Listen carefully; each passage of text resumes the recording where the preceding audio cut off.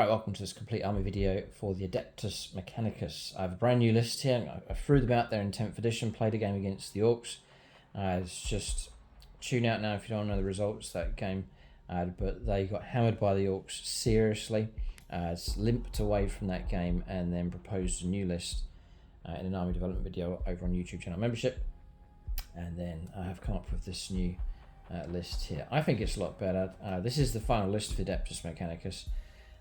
And so the idea of this video is to run through the list. So we'll build the army up, take you through all the unit choices, upgrades, weapon loadouts and so on. This is a 2,000 points list for your games of 10th edition. You're welcome to copy this list and use it in your own games. You can take sections of it and see how you get on, or copy the list entirely. Do let us know what you think of the list in the comment section below, and then any other tactics and changes and so on that you would make to this army. Ad Mech are struggling at the moment for 10th edition, but I think there's some great units, some great choices for them, and really like being the underdog. It's great for me. I love being the underdog and having an inferior force. It's so much more enjoyable if you do well on the battlefield. So first of all, just to guide you to some resources, I do have some tutorials on the channel. You can search for them on the channel here. So I have a painting tutorial, how to paint ADEPTUS MECHANICUS infantry. So I'll show you how to paint some of the basic infantry. I think the actual model I paint is one of the Scutari Vanguard models. So it's the Mars color scheme. The basing is different. I've since changed the basing around, which I'll go through in just a minute. I also have a tutorial for the Jun Crawlers. It's the larger vehicles, show you how to paint one of these. That's on the channel as well. So you can search for it, how to paint a Jun Crawler, or in the comments section or in the video description below. I'll leave a link for you for each of these videos.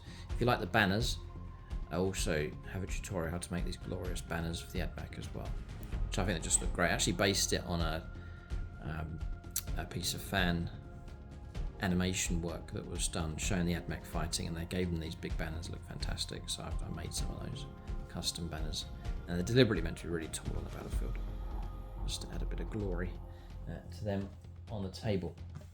So quite recently the army was rebased. It was originally on my standard sort of grey basing with the green flock, and my Ad Mech sort of fell out of favour with them, and then this rebasing on them has just completely revamped the army for where they've got a real fresh feel to them, and I think the brown colour scheme with the more of the dead grass kind of feel just fits a lot better with them. So I'll show you the basing on here,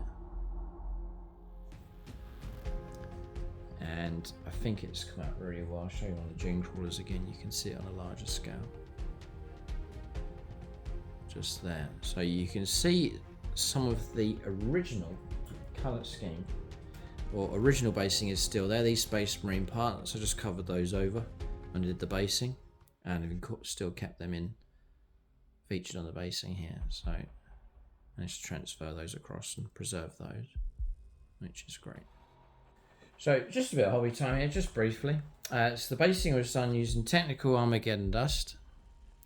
This one here, it's like a full-on paint with a texture inside it. So you use a rough old brush and sort of spatula it onto the base of the model,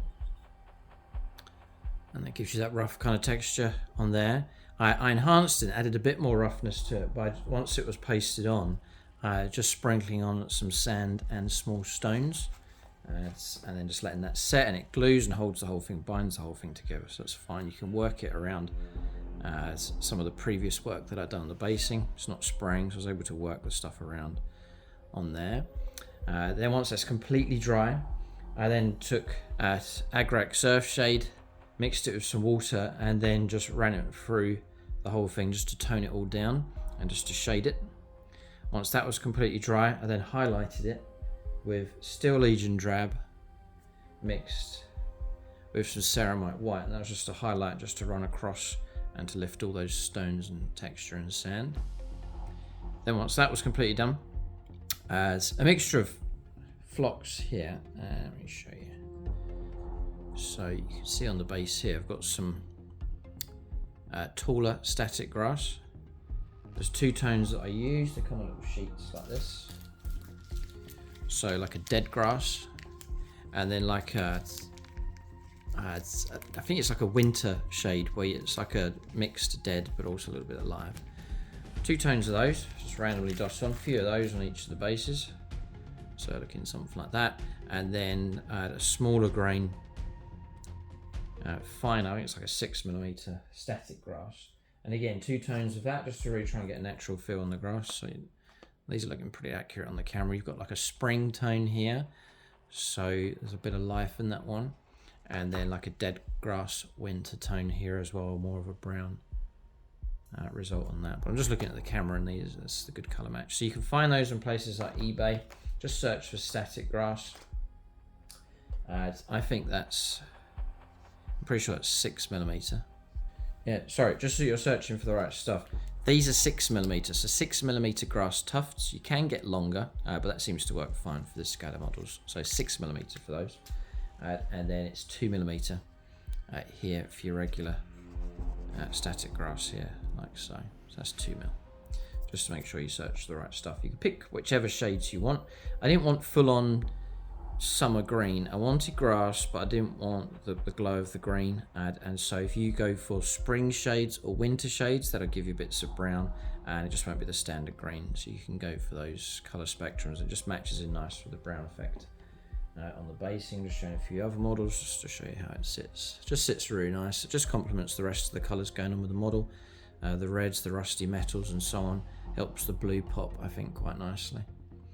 The final trim, once that's all completely finished, the final trim on the base, which is a nice dark brown. Actually got that from Mike with his Black Legion. And that is a paint called Cadian Flesh. So it's that colour there.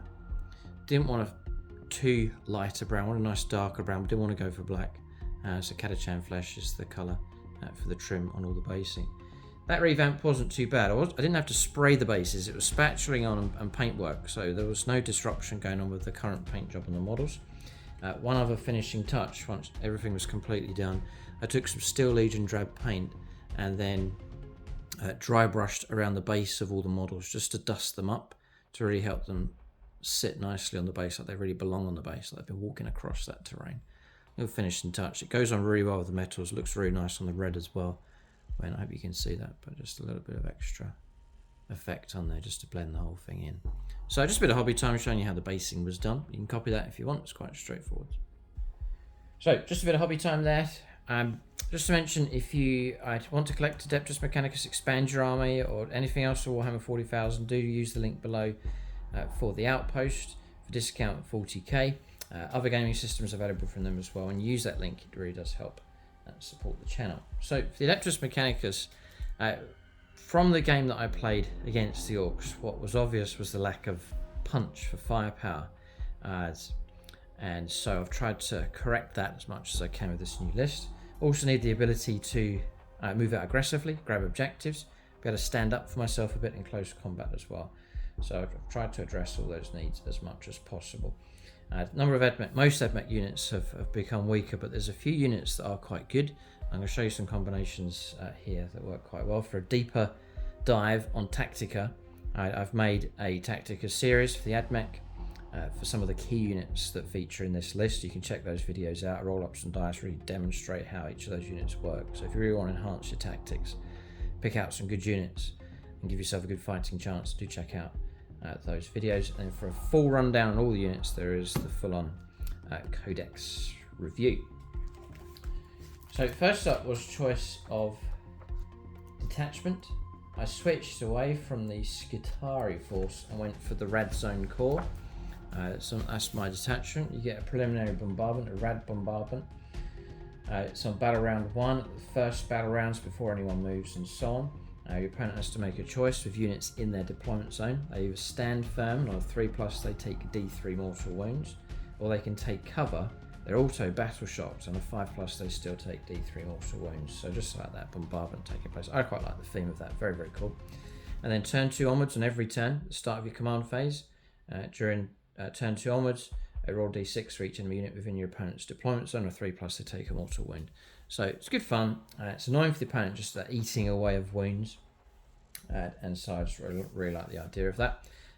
There are some enhancements in here which I like, and there's a few stratagems here as well. Again, if you check out the detachments review, I go through all the detachments for the Ad Mech. But there's one here like lethal dosage, 1 CP.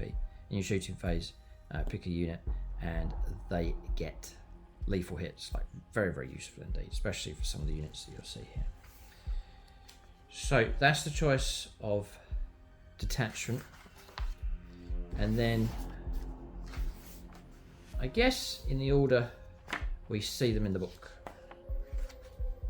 So I'm looking for backbone, some durability to this army, some decent fight, must have good firepower, the ability for them to stand up for themselves in close combat, and the need to push out onto objectives, move around flanks and so on. So all those things that I'm trying to achieve here with this Ad Mech list.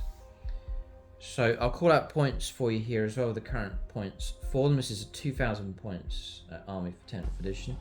So the first model, and I guess is the Warlord, it's a Tech Priest Dominus. So that's this model here. So you love the model. There he is. And he is cheap enough. He's 75 points. So got some nice cheap HQs, which frees up points to bulk out the army quite nicely. He has a vital role to play. Not really going to go through all the stats here, just to keep this video flowing. I take the Volkite Blaster, which is range 24, 3 shots, needing 3s to hit, strength 5, AP 0 and 2 damage. But it is devastating wounds, you can pick up a few wounds from him. The main reason for taking him is his buffs and bonuses that he can give. So he has Lord of the Machine Cult, whilst his models leading a unit. Models that unit have a 5+ feel no pain ability.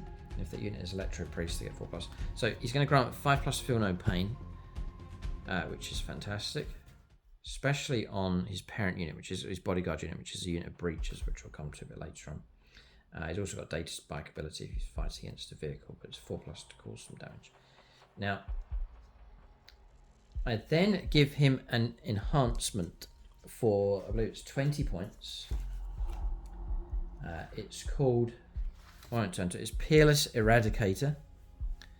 And that will then give him, and the unit that he's with, sustained hits of 1. So now I'm granting my bodyguard unit with 5+ feel no pain, and on 3 wound models. That's really good for breaches. And then on top of that, he's now given them sustained hits of 1. So when they shoot, 6s will pop extra hits. So very, very useful indeed. And I've found that it's very useful for Overwatch as well, which we'll come to a bit later on. So Tech Priest Dominus is in. As I said, for the full loadout, I've done a video on Tech Priests in general and a deeper dive on those, so check that out on the channel. If you scroll down, you'll see a playlist for ADEPTUS MECHANICUS, and there's all the videos there available for you. Then I've taken a regular Tech Priest Engine Seer. So that's this model here. And he's useful enough. Main reason for taking him is his ability to repair models. Now he can repair friendly models, so you could help out the Tech Priest Dominus, for example, if you get him well positioned. Omnicized Blessing in your command phase, so you can't move to do this, you've got to be set up ready to do it. Select an Ad Mech model within 3 inches, you regain D3 lost wounds. If it's a vehicle, he's usually going to be hanging around with vehicles, then he grants them a 5+ feel no pain, and that's very, very useful as well if you're expecting some incoming firepower, like against Sparnaga Jun Crawlers. Then you can give him 5+ feel no pain. So you can add to the durability of the army, do some repairs and so on. Useful little unit. And just 45 points for him. So then I took another HQ, 3 HQs taken, 1, 2 and 3. It's a new model, just painted up. This one here, it's the Tech Priest Manipulus. It's very strange looking. But he's cheap, 55 points for him. And again, he's to hang around with unit of breachers. So going to run 2 squads of 6 breachers. This is the real backbone of the army. He's got a Magna Rail, so you can do a bit of shooting with that. And you can fight a little bit in both those HQs, both those Tech Priests. Well, they can all fight in close combat. They've got damage 2 axes. They're not too bad, so they can chip away and help out a little bit. But the main reason for taking him is Galvanic Field. So he's going to grant his unit lethal hits. On breaches again, 6s to hit. Those 6s just go straight through and wound, which is very, very useful. And then Defend the Divine Work. I've got a once per battle has 4+ invulnerable save that can be activated, and that's in any phase. So it could be close combat. My breaches have been hit by something really powerful. It's going to take them down. Activate the 4+ invuln, or I'm about to receive a load of incoming firepower, so I can activate the 4+ invulnerable save. Would point out for the Rad Zone core, let's do that now. We've got lethal dosage, which I mentioned earlier on. So I can play that on the Tac Priest Dominus. His unit will then get lethal hits and his built-in enhancement of sustained hits of 1 as well. So that's, again, just to re-enhance the firepower. So some cheap HQs, insert them into my breach units, and I can toughen them up, make them more lethal with their firepower, and it's not costing me too much to do it. So that's those.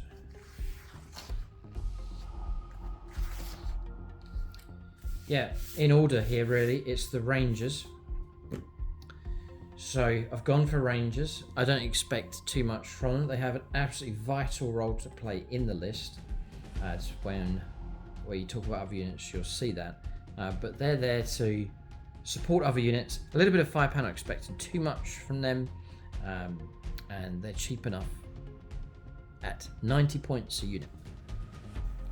I'm not going to run through all the stats for these. You're taking one of each weapon. So there is an arc rifle in there, which is anti-vehicle 4+ devastating wounds, rapid fire just one shot. You can pick up a bit of damage of that. There's a plasma caliber, a bit of plasma weaponry, and you've got the sniper weapon, the transonic arquebus as well, range 36, force to hit. It's heavy though. Strength 7, -2, and D3 damage to pick off wounds from characters and so on. They've got sticky objective on there as well, so they can move off of objectives and still count as holding them. And I've taken 3 units of those loaded out. So if I bring them in here. So it's handy to have these infantry. The vital role for those is that they hang around with other units.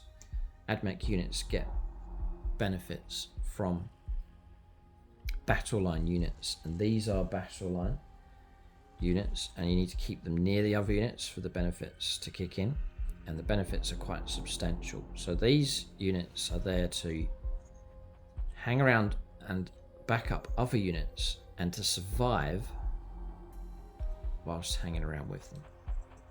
So I'm not going to put these in the thick of the fighting or in the heat of battle. They're there just to support, to stay away from trouble, and support the other units that are there to take the hits, take the damage.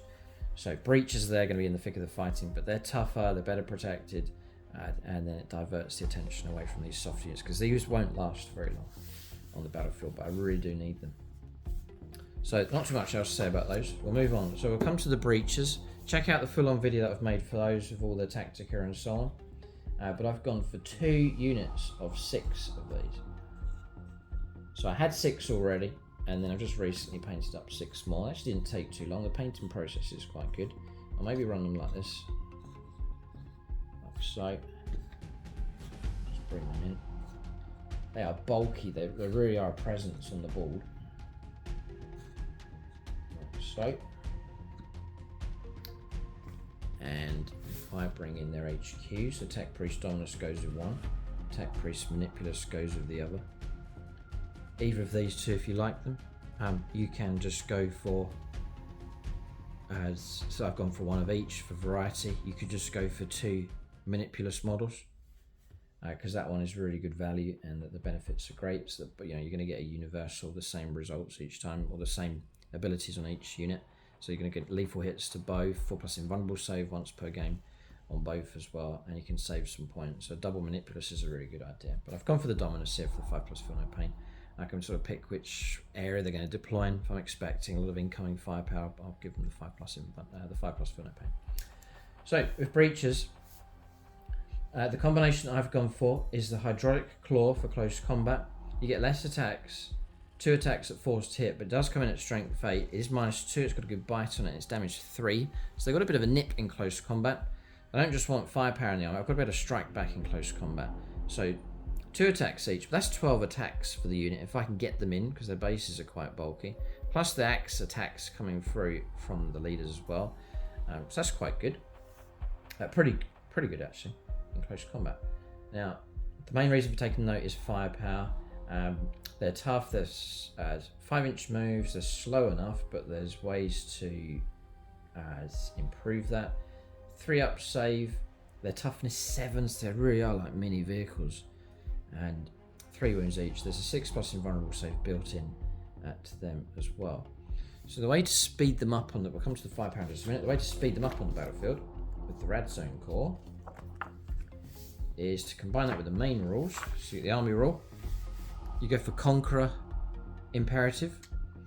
Ranged weapons equipped models of this unit have the assault ability, so that the army just gets assault ability across their weapons, which means you can advance and still shoot. That really frees these up. They've got 5-inch move, nice and slow, but all of a sudden they can advance and still shoot.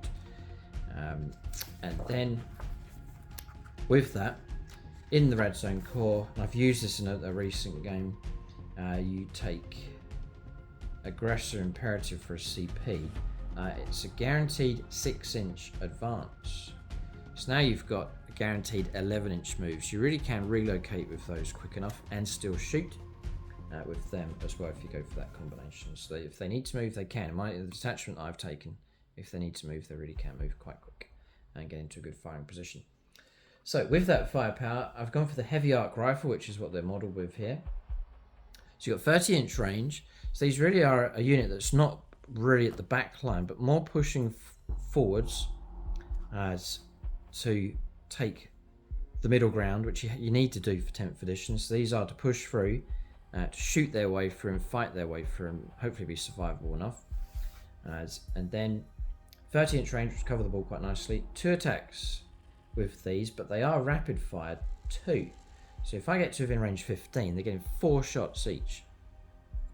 24 shots from that one unit, or 12 shots as standard. That's a lot of firepower. Force to hit. Strength 8. AP -2 and 3 damage.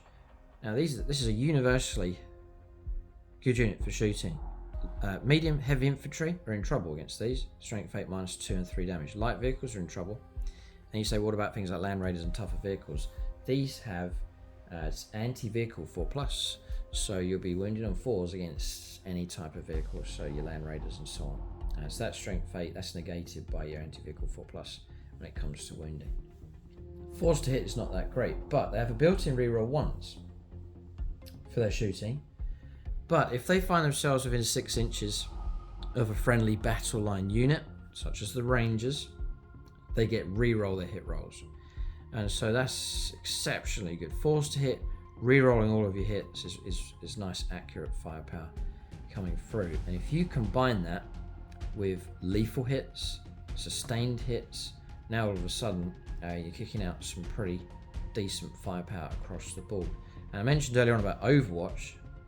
If I'm overwatching and re-rolling all of my hit rolls and getting sustained hits as well, then 6s, I can re-roll the hit rolls to try and get those 6s. And when those 6s do come through, they're popping bonus hits as well for sustained hits of 1. And so on Overwatch, I think these can be dangerous enough. So I've got nice durability, potentially all-round decent firepower against whatever target, and also the ability for them to fight decently enough in close combat.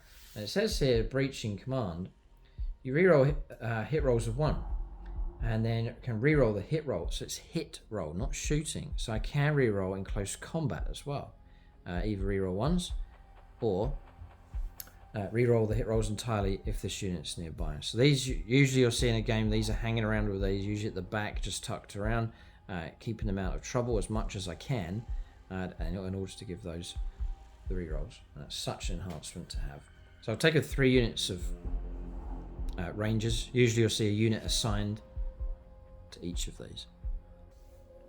So they're there to take the flak, to push forwards. Usually there's like 2 no man's land objectives on average, so I can send a unit of these to go after each with an accompanying battle line unit to go with them. So I've got a mini task force to go after each of those objectives. I've got a spare unit of Rangers to perhaps sit on a home objective and so on.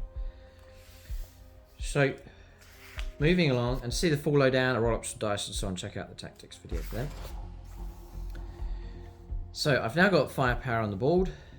I also need units to work their way around the flanks to infiltrate, to push forwards, to disrupt, to slow down, to do all those kind of scouty kind of tasks on the battlefield, to sit on objectives that are way out across the other side of the table, the way away from the main fighting, to probe, to disrupt, to snatch enemy objectives, to attack isolated units, and so on.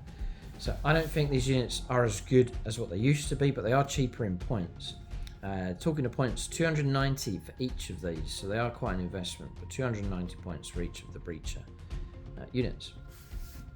So I've taken Sicari Infiltrators. Absolutely love the models. I cannot leave these out of my list.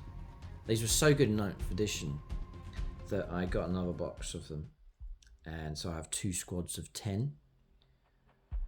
And again, the size of the bases, they really have a presence on the battlefield, so they fill the table out quite nicely.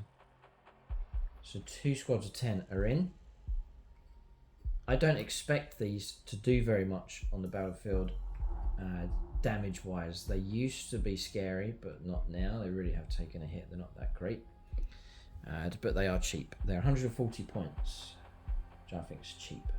So 2 lots of 140. They bulk the army out, and perhaps they're more intimidating than what they really are, because they really have taken some bad hits from Games Workshop. They're not as good as they used to be. But they're quick. They're an 8-inch move. They are toughness 4, so that's improved. They used to be toughness 3. 4 up save, 5 up invulnerable save on those as well. 2 wounds. There's a lot of wounds to try and get through. I take the Flechette Blaster, so it's range 12 pistol. We actually get 5 shots. That's like 50 shots from the unit, which is a crazy amount. 4s to hit though. These used to be 3s, which is very annoying. Strength 3, that pistol. So good for anti light infantry. Then I take Taser Goads, 2 attacks each, 4s to hit, so shame used to be 3s, strength 6, AP 0, which is not that great, and then damage 1. But they are sustained hits of 2, so 6s to hit will generate 2 extra hits. The downside is 2 attacks each, so like a squad of 10, as impressive as it looks, is just 20 attacks. So you're going to get just a couple of 6s usually with them, so they are low impact. So I have to concede that and not expect too much from them.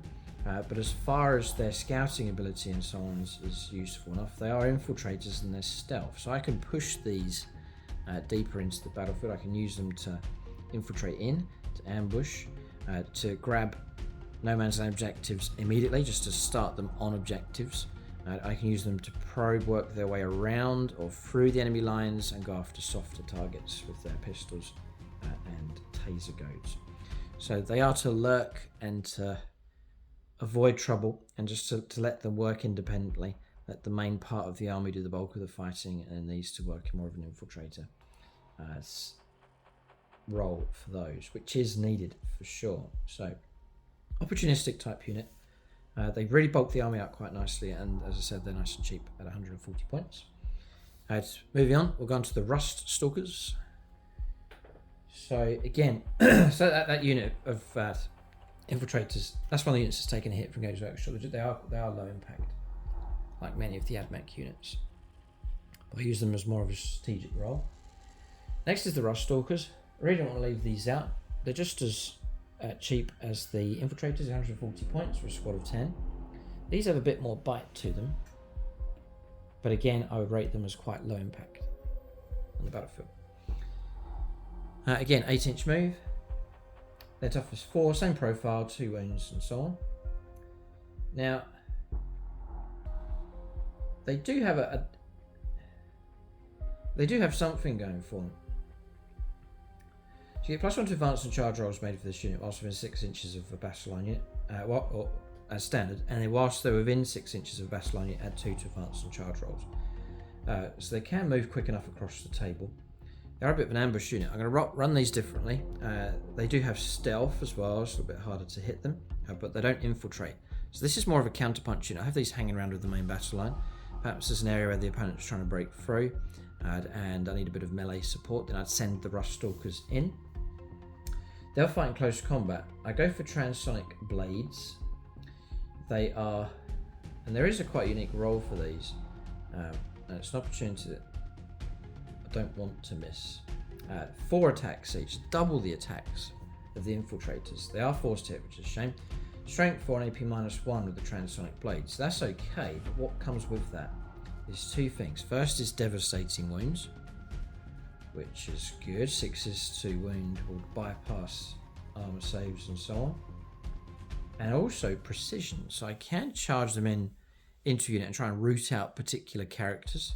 That could be a role for them to pick out certain characters on the battlefield. There's a lot of attacks coming through, so there's a chance to pick off characters.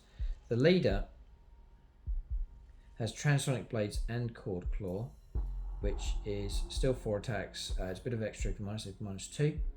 Is anti-infantry 3+, he's a bit better at wounding against infantry. Devastating wounds and precision again. So I could try and root out a character. The downside, it's very annoying, is forced to hit, which is a shame. 3s to hit would be much better, or any kind of way of helping them to hit better than 4+, but I can't see a way of doing that with those, which is a shame.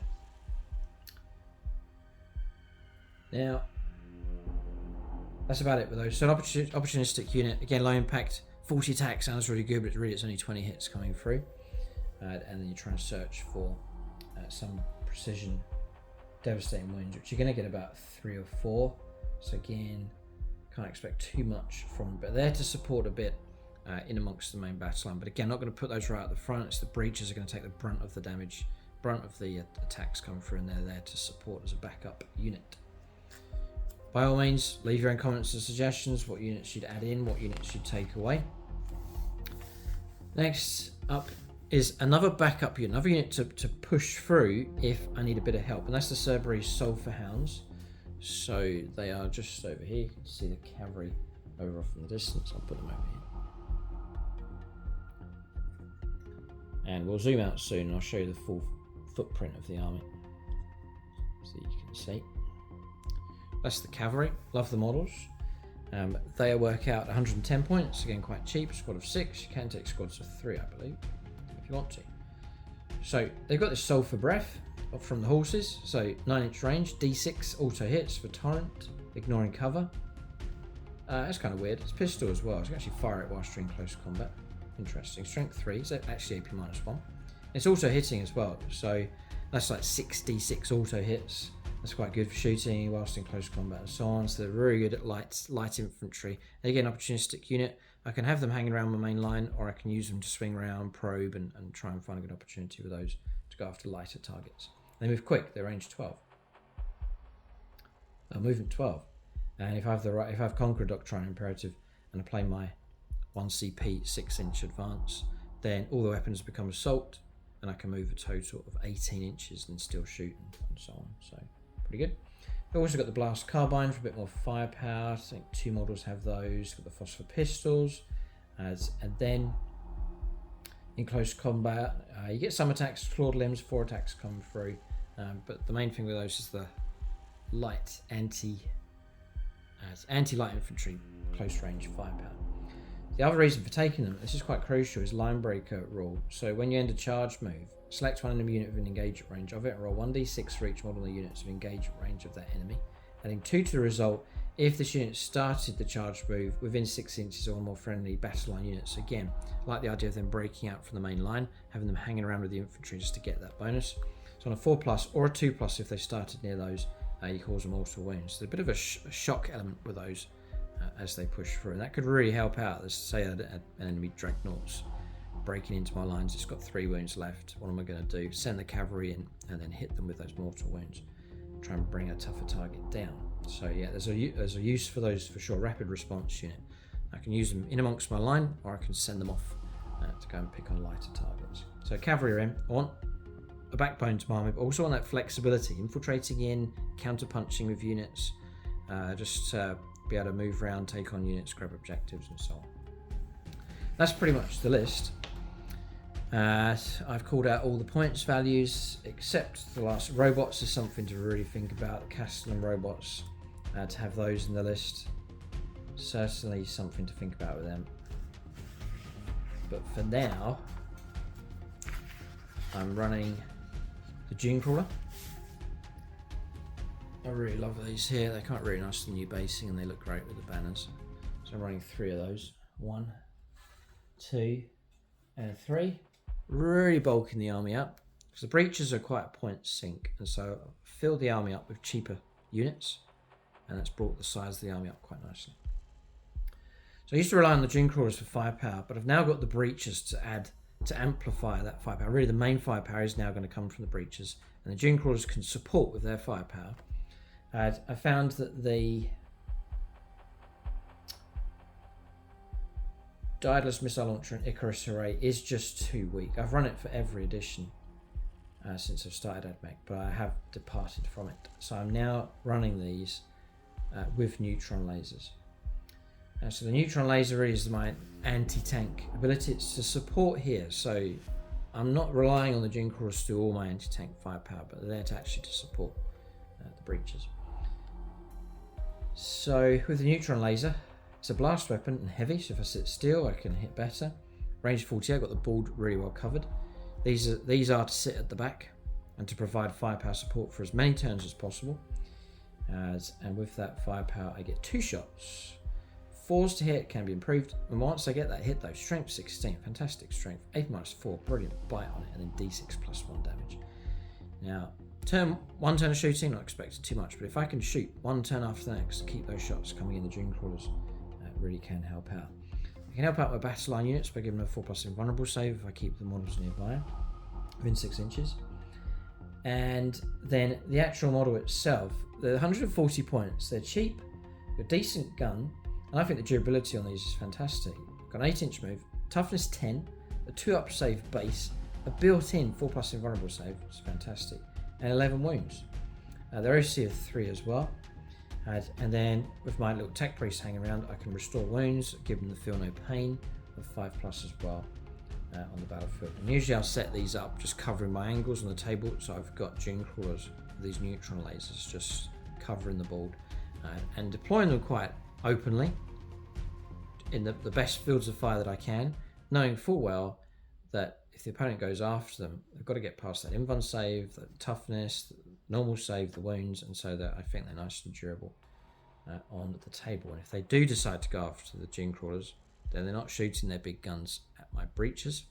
If they ignore my Jun Crawlers, then I'll just keep firing 1 turn after the next with the neutron lasers. So I'm liking the idea of those anchoring the backfield, and they're cheap enough in points. I could dump them one day, perhaps go for the robots. That's something to think about, or drop some of these other units here and take the castle and robots perhaps as another option. But that's the list here for the Adeptus Mechanicus.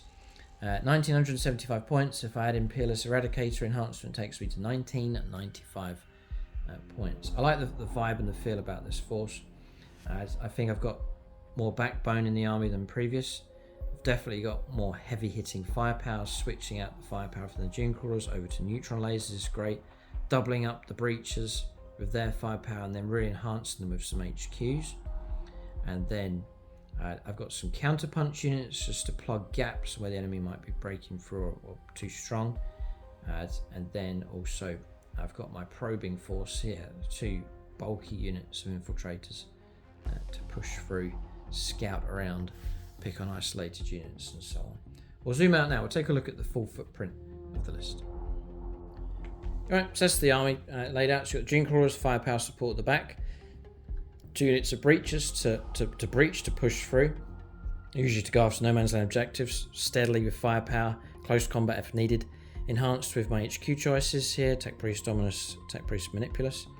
There's a little Tech Priest engines here to hang around with the vehicles. The supporting battle line infantry, not expecting too much from them, but their enhancements for many of these units just to really help out. So you'll see them hanging around with the breaches. And then my backup units to support these if the enemy's trying to break through and need a bit of extra help. It's the Rust Stalkers and also the Cerberus Sulphur Hounds as well. 2 quick units that can rapidly respond. And then I need that tactical flexibility units that can probe and infiltrate in. That's the role of the Sicarian Infiltrators. 2 squads of 10 of them. That takes me to 1995 points. I think I've got better toughness, more durability, more firepower with this army, but at the same time keeping that flexibility that's really needed for games of 10th edition. Do let us know what you think of this list in the comment section below. What enhancements, what changes, what war gear, what units would you drop, what units would you add in? let us know in the comment section below, and that'll really help out other Ad Mech players, people thinking of getting into Ad Mech, or perhaps are struggling at the moment because Ad Mech not one of the stronger factions currently in 10th edition. But I do relish the fight with these. I always like playing the underdogs. Look forward to playing some games with these. You can check out our battle reports on YouTube and on membership as well for the Adeptus Mechanicus. And we'll see how well this list does, see how well this army does, and for our league here for our season 12 battle reports. So for discount 40k, do check out the link below for the outpost. Check out the links for the painting tutorials as well for this army, and hopefully we'll see the Ad Mech performing well on the channel. Thanks for watching, and tune in next time.